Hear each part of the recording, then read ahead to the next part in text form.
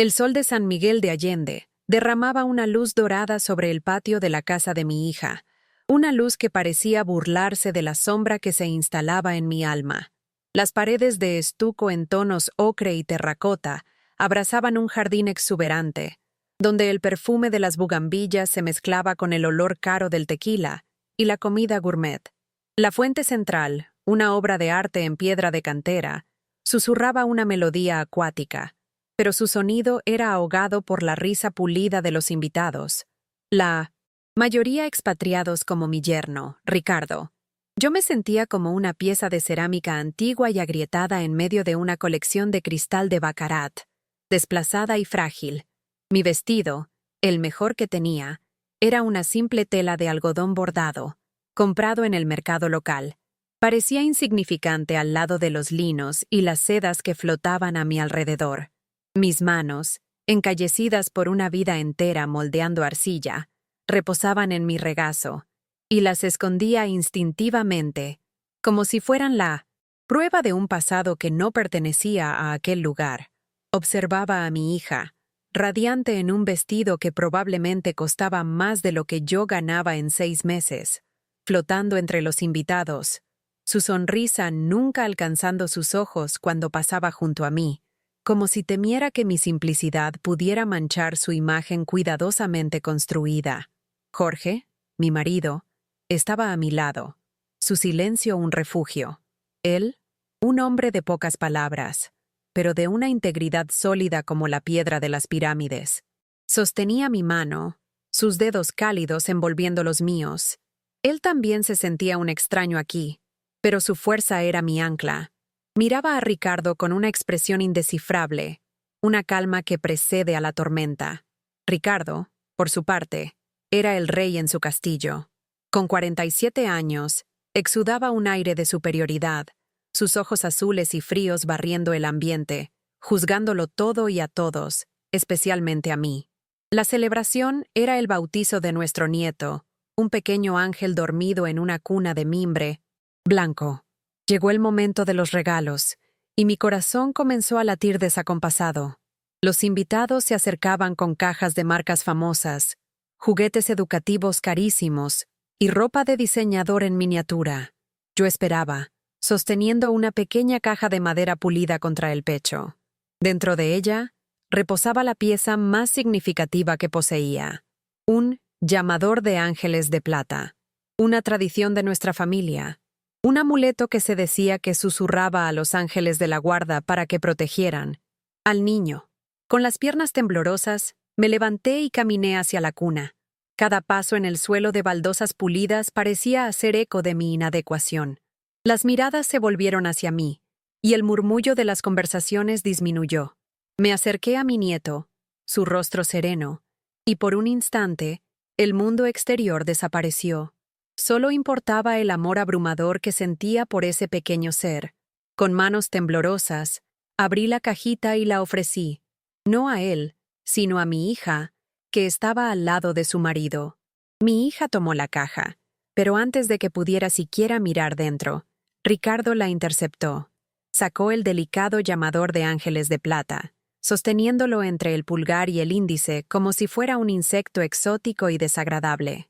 Lo balanceó ligeramente, el sonido suave y cristalino de la pequeña campana perdiéndose en la tensión que de repente llenó el aire. Sus labios se curvaron en una sonrisa desdeñosa y alzó la voz para que todos pudieran oír. «Qué rústico», dijo, la palabra flotando, en el aire como un veneno. Me miró directamente, sus ojos fríos desnudándome de cualquier dignidad que aún pudiera tener. «Gracias, Elena. Pero vamos a guardar esto. No combina con la decoración del cuarto». La frase fue un golpe físico. Sentí que me faltaba el aire, la humillación quemando mi rostro como el sol del mediodía. Ni siquiera se había dirigido a su esposa, sino a mí, la fuente de aquella ofensa rústica. El gesto siguiente fue lo que me rompió. Con un movimiento displicente, casi con hastío, le entregó el llamador de ángeles a una de las empleadas que pasaba con una bandeja, como si estuviera descartando un trozo de basura, algo sin valor alguno. La empleada, una joven local, tomó el objeto con una mirada de compasión hacia mí, reconociendo el valor que su patrón despreciaba. El patio quedó en un silencio embarazoso. El sonido de la fuente parecía gritar en mis oídos. En ese instante, ya no era la madre de la anfitriona, la abuela del bebé bautizado. Era un estorbo, una reliquia vergonzosa de un México que Ricardo quería mantener fuera de sus altos muros. Aquel llamador de ángeles no era solo un regalo, era un pedazo de mi fe, de mi amor, de mi historia. Al descartarlo, me descartó a mí. Sentí mis ojos llenarse de lágrimas, y lo único que quería era que el suelo se abriera y me tragara. El mundo pareció moverse en cámara lenta. Vi el rostro de mi hija, pálido, sus labios entreabiertos, pero silenciosos. No dijo nada. Su silencio fue la segunda puñalada, más profunda y dolorosa que la primera. Ella, mi sangre, mi niña, se quedó parada mientras su marido desmantelaba el alma de su madre en público, por un pedazo de plata y una creencia que él consideraba primitiva. El dolor de su rechazo era agudo, pero el dolor de su abandono era insoportable. Entonces, una mano firme tocó mi brazo. Era Jorge. Se movió con una calma deliberada que contrastaba violentamente con el caos en mi pecho. Caminó hasta la empleada, que aún sostenía el llamador de ángeles, paralizada. Con una delicadeza que me hizo llorar, tomó el pequeño amuleto de su mano, sosteniéndolo en la palma de la suya como si fuera el tesoro más preciado del mundo. Luego se volvió, no hacia mí, sino hacia Ricardo. Sus ojos, normalmente gentiles, ahora ardían con una furia contenida. La atmósfera en el patio cambió instantáneamente. El aire, antes pesado de humillación, ahora crepitaba con una dignidad recuperada. Jorge alzó el llamador de ángeles para que todos pudieran verlo, su brillo, plateado capturando un rayo de sol. El enfrentamiento estaba a punto de comenzar, y yo sabía que nada volvería a ser como antes. Su voz, cuando finalmente habló, no era alta, pero cortó el silencio como una cuchilla. Este objeto, comenzó, su mirada fija en Ricardo, tiene más valor e historia que todo lo que tu dinero puede comprar. Representa la fe que protege a esta familia, una fe que claramente no entiendes. Cada palabra era un golpe, devolviendo la ofensa con una fuerza moral que el dinero no podía comprar. El golpe final, sin embargo, no fue para Ricardo. Jorge se volvió lentamente hacia nuestra hija, su rostro una máscara de decepción y dolor. Sus ojos, que siempre la habían mirado con adoración, ahora la cuestionaban con una profundidad que la hizo retroceder un paso. «Y tú, hija mía», dijo, su voz quebrándose ligeramente por primera vez, «¿cómo permites que el amor de tu madre sea tratado como basura?» La pregunta quedó suspendida en el aire, una acusación no de rabia, sino de un corazón roto, sellando el principio del fin de aquella fiesta y, quizás, de nuestra familia como la conocíamos. La fiesta no terminó con un adiós educado, se hizo añicos. El silencio que siguió a las palabras de Jorge fue denso, pesado, roto solo por el sonido lejano de la fuente que antes parecía tan alegre. Los invitados desviaban la mirada, de repente muy interesados en sus zapatos o en el fondo de sus copas. El rostro de Ricardo, antes pálido de sorpresa, ahora estaba rojo de una furia mal contenida.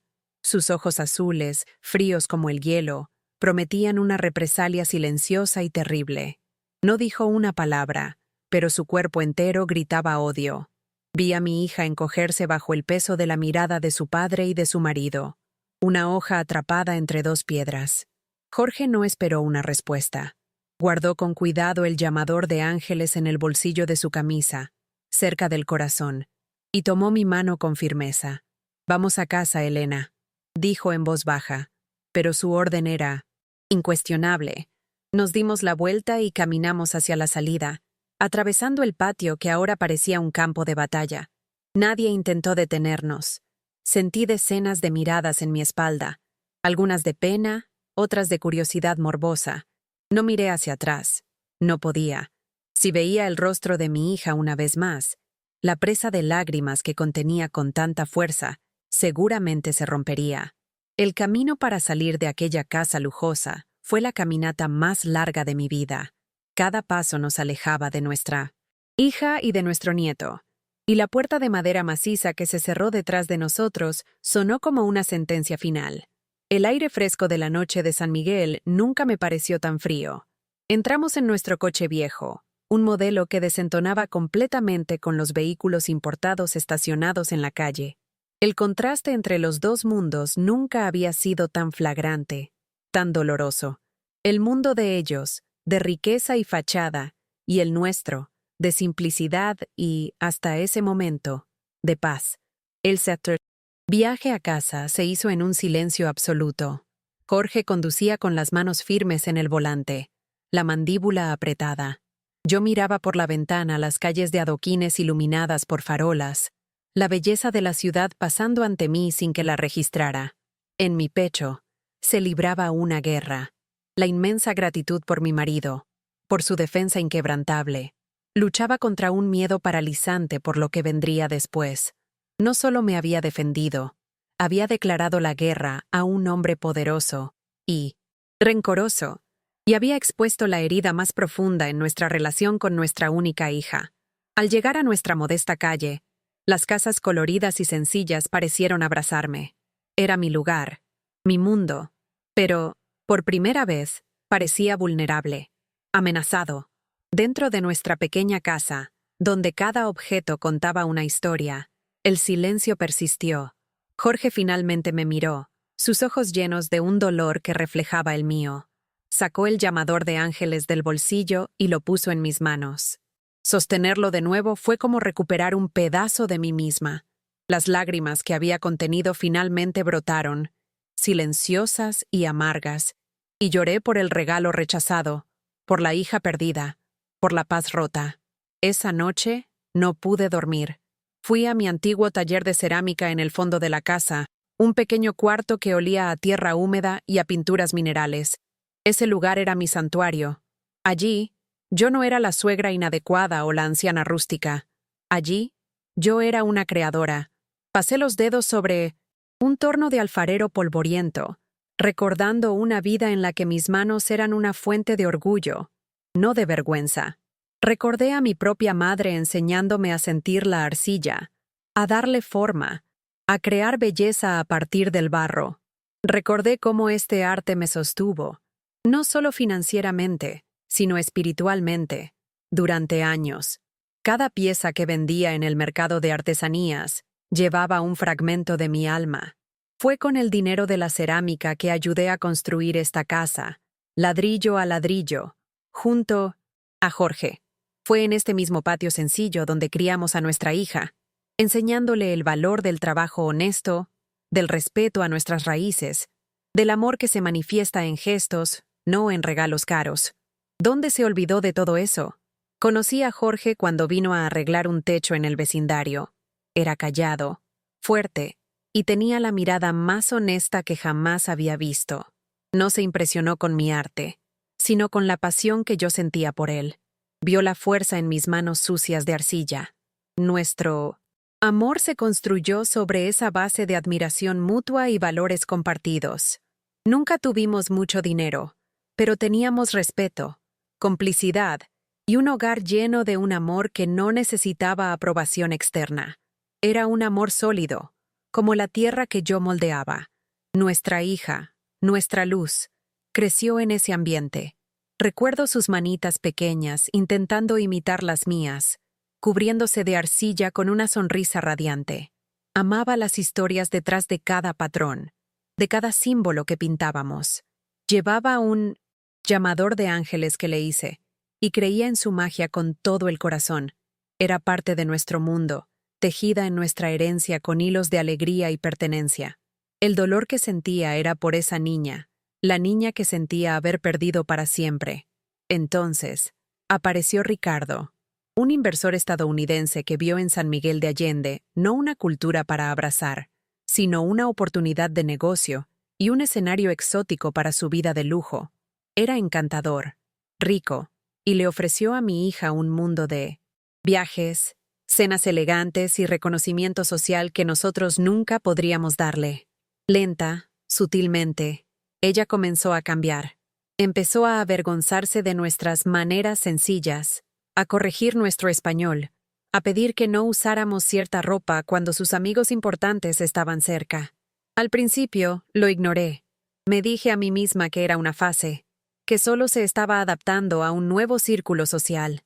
Justifiqué sus pequeñas crueldades como influencia de él, no de ella, cuando me pedía que no contara historias de gente pobre delante de Ricardo. Me callaba, tragándome el dolor para mantener la paz.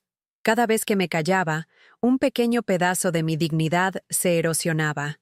Me convertí en cómplice de mi propia anulación, todo por miedo a perderla. El bautizo no fue el primer golpe, fue solo el más público, el más brutal. Fue la culminación de años de pequeñas humillaciones, de sonrisas forzadas y de un silencio que se convirtió en un abismo entre nosotros. El rechazo al llamador de Ángeles fue la metáfora perfecta del rechazo a todo lo que yo representaba. La tradición, la fe, un pasado que no encajaba en la narrativa pulida que estaban construyendo para sí mismos. Y el silencio de mi hija en ese momento fue la confirmación de que ella había, finalmente, elegido un bando. Los días que siguieron a aquella fiesta fueron los más largos y silenciosos de mi vida. El teléfono no sonó. No llegó ningún mensaje.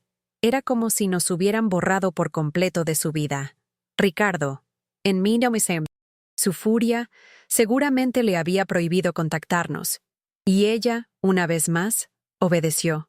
El silencio era un castigo, un arma fría y eficaz que nos aislaba en nuestra pequeña casa, dejándonos solo con nuestros recuerdos y el dolor de la ruptura.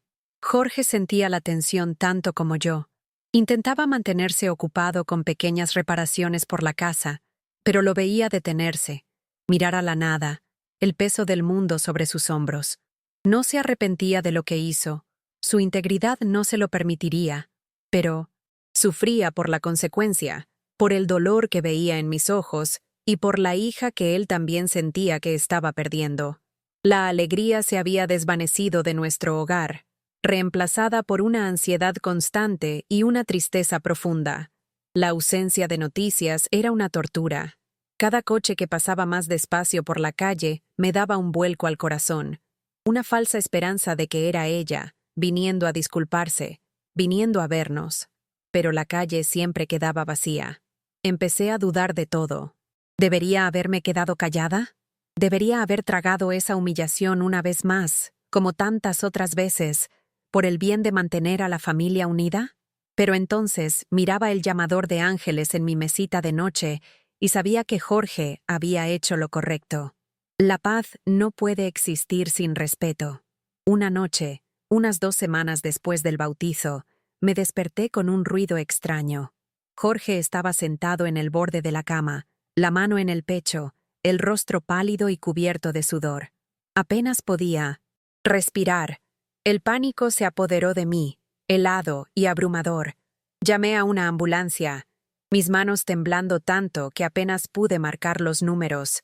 En ese momento, la pelea, la humillación, todo pareció pequeño ante el miedo aterrador de perder a mi compañero de toda una vida.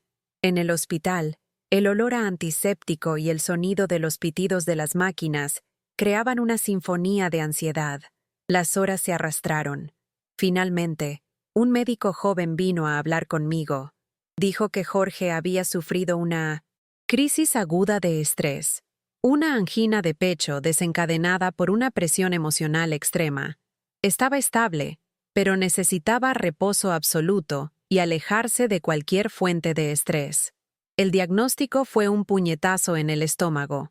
La escena en la fiesta no solo había roto nuestra familia, estaba rompiendo el corazón de mi marido. La noticia de la enfermedad de Jorge fue lo que finalmente rompió la barrera del silencio. Fui yo quien la llamó, no con rabia, sino con una necesidad fría y práctica. «Tu padre está en el hospital», le dije sin rodeos. Hubo un largo silencio al otro lado de la línea, seguido de un suspiro ahogado. No necesitaba decir por qué. Ella lo sabía. La culpa, que antes era una sospecha, ahora se convertía en una certeza concreta y pesada. El peso de esa llamada quedó suspendido entre nosotras. No le pedí que viniera, no le supliqué, solo le informé. La responsabilidad ahora era enteramente suya. Tendría que convivir con las consecuencias de su pasividad, de su lealtad a un hombre que valoraba más la decoración de un cuarto que la salud de su padre. La elección que necesitaba hacer ya no era sobre orgullo o vergüenza, sino sobre vida, muerte y el tipo de persona que quería ser. 2 días después, Jorge ya estaba en casa, frágil, pero recuperándose. Yo lo cuidaba, mi corazón una mezcla de alivio y resentimiento. La paz en nuestra casa era la paz de un cementerio. Fue entonces cuando lo oí. Un golpe suave, vacilante, en nuestra puerta principal. Mi corazón se detuvo. Fui a la puerta y miré por la mirilla. Era ella, sola. Su rostro estaba hinchado de llorar, sus hombros caídos. No estaba allí para una reconciliación fácil. Pude ver en su postura la tensión de quien viene a cumplir una obligación. Probablemente, Ricardo la había enviado para exigir una disculpa por la escena que Jorge había causado, usando su enfermedad como una forma de manipulación. Estaba atrapada entre la tiranía de su marido y la culpa recién despertada por la condición de su padre. Ella era el campo de batalla donde esta guerra familiar finalmente se libraría. Abrí la puerta lentamente. Nos miramos durante un momento que pareció una eternidad. Sus ojos, tan parecidos a los míos, estaban llenos de un torbellino de emociones contradictorias. Culpa, miedo, tristeza y quizás una chispa de desafío. Ya no era la anfitriona pulida o la hija silenciosa. Era una mujer en una encrucijada, forzada a confrontar la verdad que había intentado tanto ignorar. El verdadero enfrentamiento no sería mío, sino de ella, consigo misma. La invité a entrar con un gesto de cabeza, mi rostro una máscara de calma que no sentía. Entró en nuestra pequeña sala, el ambiente sencillo y lleno de recuerdos pareciendo juzgarla. Miró a su alrededor, las fotos antiguas en las paredes, la manta que tejí sobre el sofá. Cada objeto era un testimonio silencioso de la vida que había dejado atrás. No la guié hacia la sala de estar. En cambio, me di la vuelta y caminé hacia mi taller en el fondo. Si íbamos a hablar, sería en mi territorio, en el lugar donde residía mi fuerza. El olor a tierra y polvo en mi taller era el perfume de mi verdad. Mi hija entró detrás de mí, sus zapatos caros pisando con vacilación el suelo de cemento. Sus ojos recorrieron el ambiente, las estanterías llenas de vasijas inacabadas, las herramientas gastadas, los sacos de arcilla apilados en la esquina. Para ella, que vivía en un mundo de superficies pulidas y decoración minimalista, este lugar debía parecer un caos primitivo. Era el mismo desdén que vi en los ojos de su marido, pero en el rostro de ella había también una capa de memoria, un recuerdo de una infancia que se había esforzado por olvidar. Me senté en mi viejo banco de madera, frente al torno de alfarero. El gesto era tan natural para mí como respirar. Tomé un trozo de arcilla húmeda, sintiendo su frialdad familiar en mis manos. La arrojé al centro del plato giratorio, y con un toque en el pedal, la rueda comenzó a girar. Mis manos, firmes y seguras, envolvieron la arcilla, comenzando a darle forma. No la miraba, pero sentía su presencia inquieta, su energía nerviosa llenando el pequeño espacio. Ella estaba en mi mundo ahora, y las reglas eran mías. Se aclaró la garganta, el sonido pequeño y perdido en medio del suave zumbido del torno. «Mamá», comenzó, su voz frágil, «vine porque todos estamos muy afectados. Papá en el hospital. Ricardo siente que lo que pasó en la fiesta fue un gran malentendido. Cree que si papá simplemente se disculpara por la escena, todos podríamos seguir adelante». Las palabras salieron a trompicones, un discurso ensayado que sonaba falso incluso para ella. Estaba entregando el mensaje de su amo, y el peso de esa traición era visible en su postura. Mi mano detuvo el movimiento de la rueda. El zumbido cesó, y un silencio profundo cayó sobre el taller. Lentamente, levanté mi mirada del barro y la fijé en la de ella. No había rabia en mis ojos, solo una claridad que parecía venir de un lugar muy antiguo y profundo dentro de mí. La mujer frágil y humillada de la fiesta había desaparecido.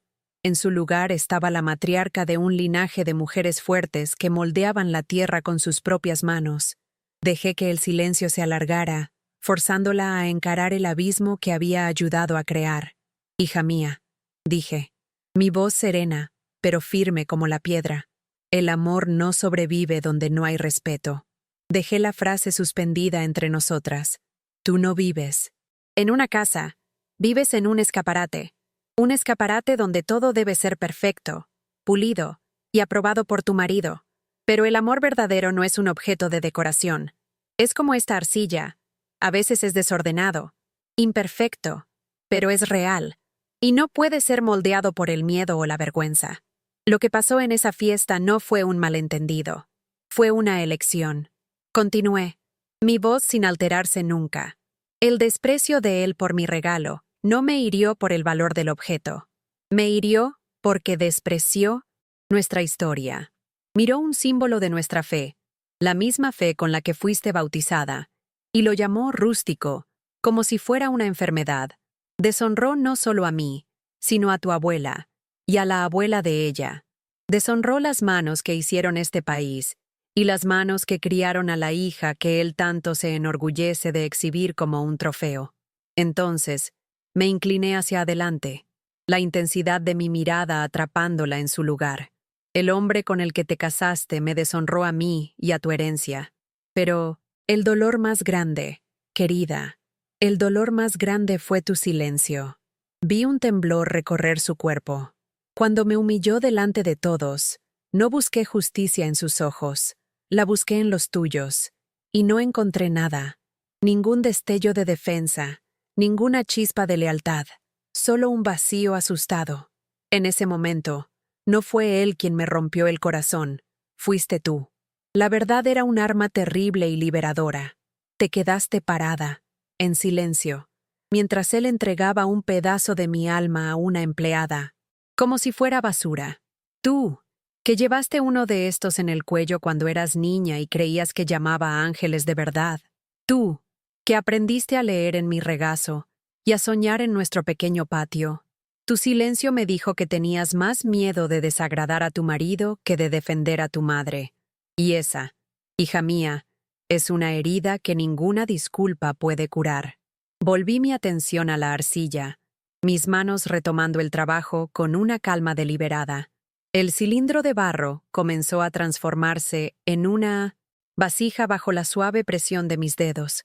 No necesito su aprobación, dije, casi para mí misma, pero sabiendo que cada palabra la golpeaba como una piedra. He vivido 71 años en este mundo. Conozco el valor de mis manos y la fuerza de mi fe. La opinión de un hombre rico que confunde precio con valor no significa nada para mí. No quiero sus disculpas. Entonces, detuve la rueda de nuevo y la miré. Mis ojos ahora húmedos, pero no de debilidad. Pero necesito el respeto de mi hija. Mi voz se quebró por primera vez. Necesito saber que la mujer que crié todavía existe en algún lugar ahí dentro. Respeto no es estar de acuerdo con todo lo que digo o hago. Es honrar de dónde vienes. Es trazar una línea en la arena y decir, puede que no te guste mi madre, pero la vas a respetar. No la vas a humillar delante de mí. Eso es respeto. Eso es amor. Señalé el barro en mis manos. Pronto, tu hijo será lo suficientemente grande para entender el mundo. ¿Qué va a aprender de ti? ¿Que la familia es desechable? ¿Que la herencia es algo de lo que avergonzarse? ¿O aprenderá con el ejemplo de su madre a tener coraje, a defender lo que es correcto, aunque sea difícil? ¿Verá a una mujer que se doblega ante el poder del dinero o a una mujer que se levanta por el poder del amor? La pregunta final llegó, no como una acusación, sino como un pase de testigo. No te pediré que elijas entre él y yo. Esa es una elección que ninguna madre debería exigir. Pero necesitas tomar una elección más. Importante. Necesitas decidir qué tipo de familia quieres para tu hijo. ¿Una familia construida sobre la base sólida del respeto ¿O una construida sobre la arena movediza de la apariencia? Fue entonces cuando se derrumbó. No de forma ruidosa, sino en un colapso silencioso y devastador. Sus hombros temblaron, y las lágrimas que contenía comenzaron a rodar por su rostro, ya no lágrimas de culpa superficial, sino de una profunda y agonizante autoevaluación. No intentó defenderse, no intentó argumentar, simplemente se quedó allí, despojada de todas sus excusas, enfrentando el reflejo de sí misma que mis palabras habían pintado. No fui hacia ella, no la abracé. Mi amor por ella exigía que la dejara enfrentar ese dolor sola. Era el dolor del crecimiento, el dolor necesario para romper el capullo que ella misma había construido. Simplemente me volví hacia mi torno, hacia mi arcilla, hacia mi centro. La vasija en mis manos estaba casi terminada. Tenía una forma simple, fuerte, honesta, como debería ser el amor. Después de un largo y pesado silencio, oí el sonido de sus pasos alejándose. No dijo adiós. No había nada que decir. Al salir de mi taller, no solo me dejaba atrás a mí, sino también a la versión de sí misma que había entrado allí. La puerta se cerró suavemente, y el sonido no fue de un final, sino de una posibilidad. La elección, ahora, era enteramente suya. Y yo, por primera vez en mucho tiempo, sentí una paz profunda y melancólica. Había recuperado mi voz. ¿Te está gustando esta historia? Deja un like y suscríbete al canal. Ahora, continuamos con el video. Cuando mi hija se fue, el taller de cerámica quedó en un silencio que era, al mismo tiempo, vacío y lleno de potencial. Permanecí sentada ante mi vasija inacabada, el corazón latiendo a un ritmo lento y constante. No sentía la euforia de la victoria, sino la paz exhausta de un soldado tras una larga batalla. Había liberado mi verdad al mundo, pero no tenía control sobre lo que ella haría. La semilla estaba plantada, pero si iba a florecer o a morir en la tierra árida de la vida de mi hija, eso solo el tiempo lo diría. En ese momento, acepté esa incertidumbre, pues sabía que había hecho lo único que podía. Me había honrado a mí misma. Semanas después, en una tarde tranquila, mientras cuidaba mi jardín, me contó lo que sucedió después de que se fue de mi casa. Condujo sin rumbo por las calles de San Miguel, mis palabras resonando en su mente. Vio la ciudad no con los ojos de una expatriada, rica, sino con los ojos de la niña que un día fue, viendo la belleza y la historia en cada piedra, en cada rostro. La verdad de en lo que se había convertido la golpeó con la fuerza de una colisión. Paró el coche en un mirador con vistas a la ciudad y lloró durante horas, lamentando no la pelea, sino la persona que había permitido que se perdiera. Esa noche, confrontó a Ricardo. No fue la escena histérica que él quizás esperaba. Fue algo que lo asustó mucho más. Una calma glacial. Esperó a que terminara su discurso sobre cómo ella debería haber controlado a sus padres primitivos, y entonces, con una voz que no temblaba, estableció sus nuevas leyes. Mi madre y mi padre serán tratados con respeto por ti y por nuestros amigos. Nuestra casa estará abierta para ellos, siempre. Mi hijo conocerá la historia de su familia, mi historia, y tú aprenderás a honrarla o correrás el riesgo de perdernos. La reacción de él, me dijo, fue un espectáculo de furia e incredulidad. La acusó de ingratitud. Amenazó con cortarle su lujoso estilo de vida. Pero vio algo nuevo en sus ojos, una determinación que no podía ser comprada ni intimidada. Se dio cuenta de que la mujer sumisa que había moldeado con tanto cuidado se había roto, y de sus fragmentos, una mujer desconocida y mucho más fuerte había surgido.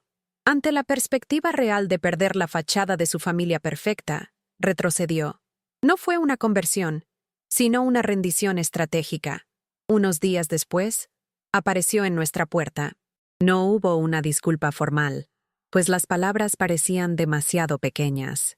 En su lugar, traía bolsas de compras con las comidas favoritas de Jorge y un ramo de flores del mercado, las mismas que yo solía comprar. Su primer acto de rebelión contra el mundo de Ricardo fue abrazar el nuestro. ¿Cómo está papá?, preguntó, y en esa simple pregunta, Oí el sonido de un puente reconstruyéndose, tabla por tabla, sobre el abismo que nos separaba. La curación no fue instantánea. Fue un proceso lento, no decir, veces doloroso. Hubo conversaciones difíciles y silencios llenos de cosas no dichas. Pero la base había cambiado. La recuperación de Jorge se convirtió en el terreno neutral donde podíamos encontrarnos. Mi hija venía todos los días. Se sentaba a su lado, le leía el periódico, y en sus gestos de cuidado, yo veía un arrepentimiento más profundo que cualquier palabra. Estaba, a su manera, reparando el corazón que había ayudado a romper. Mientras mi familia encontraba su nuevo equilibrio, algo dentro de mí también despertaba. La fuerza que encontré en ese taller no podía ser contenida. Un día, mirando el torno polvoriento, tomé una decisión.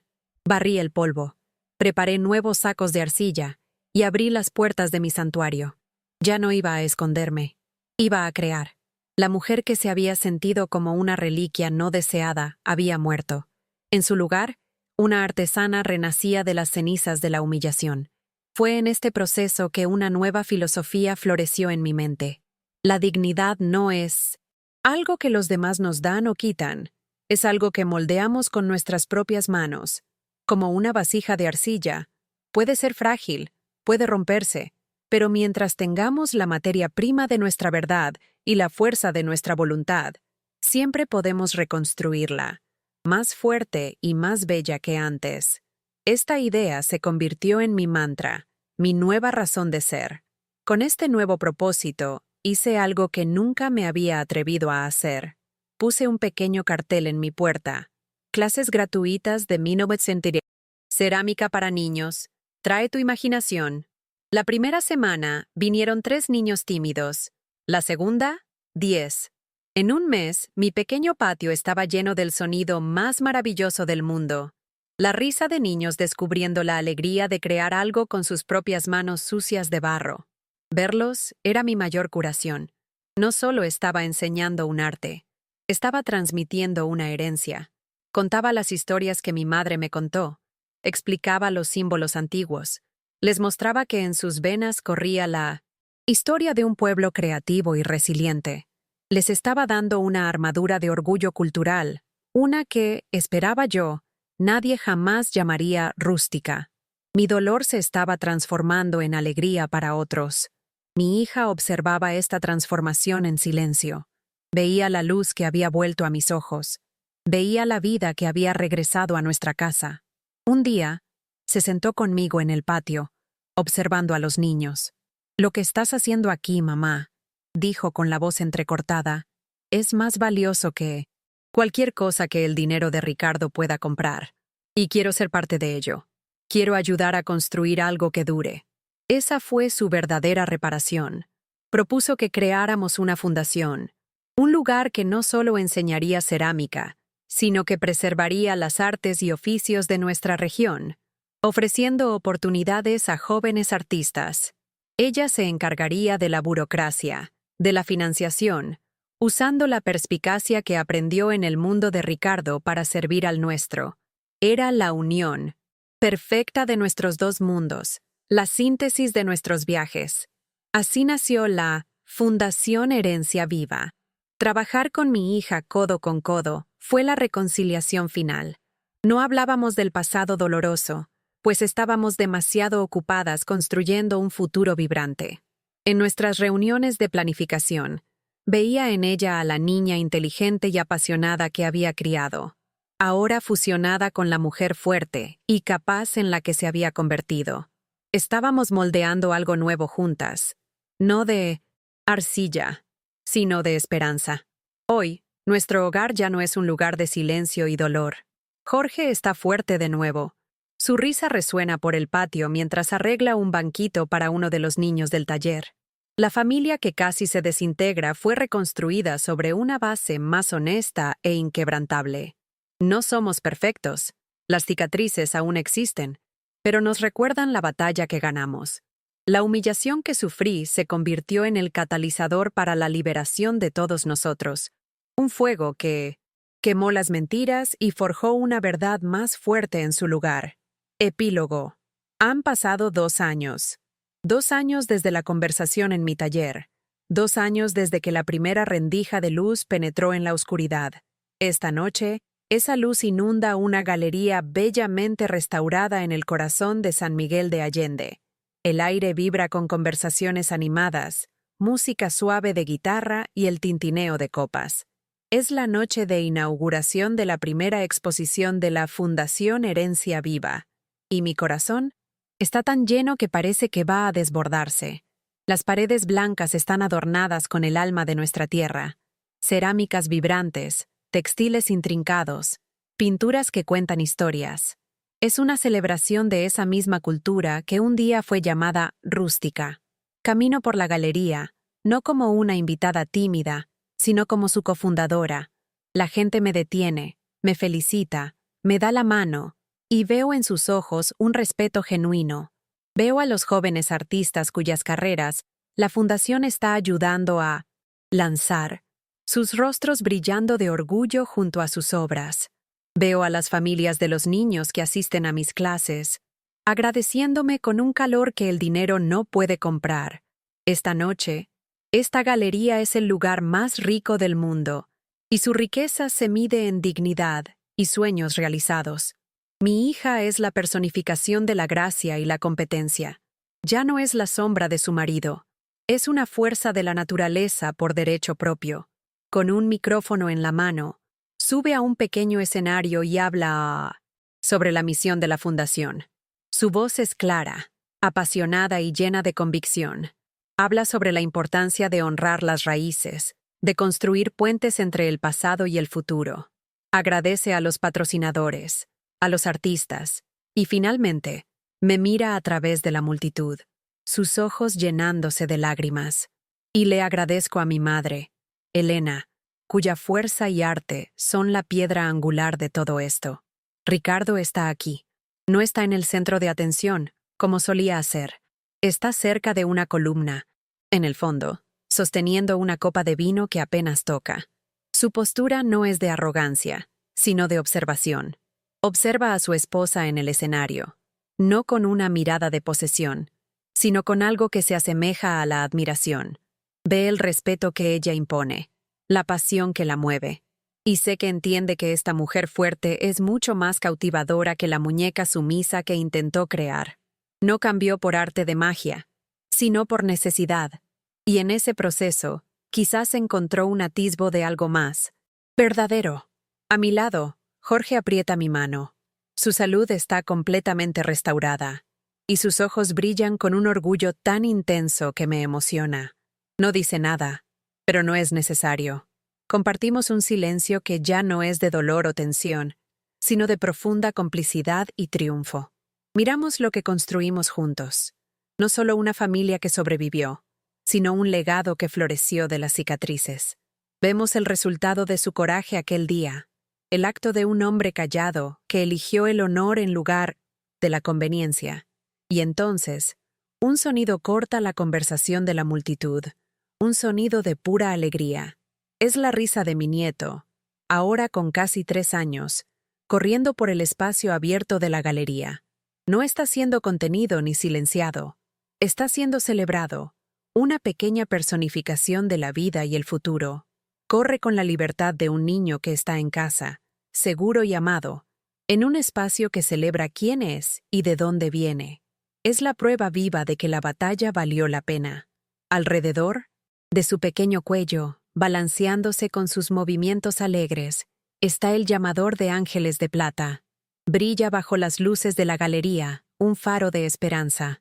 No es una reliquia guardada en un cajón, ni un símbolo de vergüenza. Es un tesoro que se lleva con orgullo.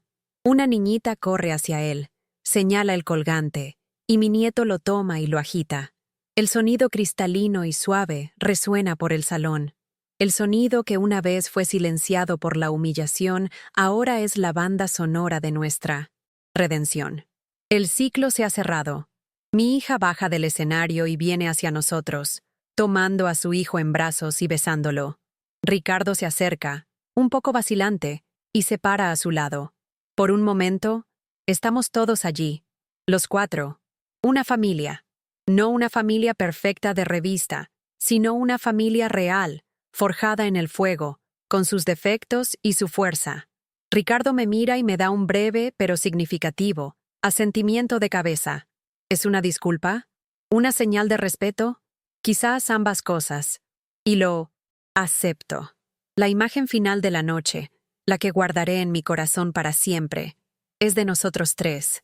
Yo, mi hija y mi nieto, frente a una gran pared cubierta con pequeñas placas de cerámica, cada una pintada por uno de los niños de la primera clase del taller.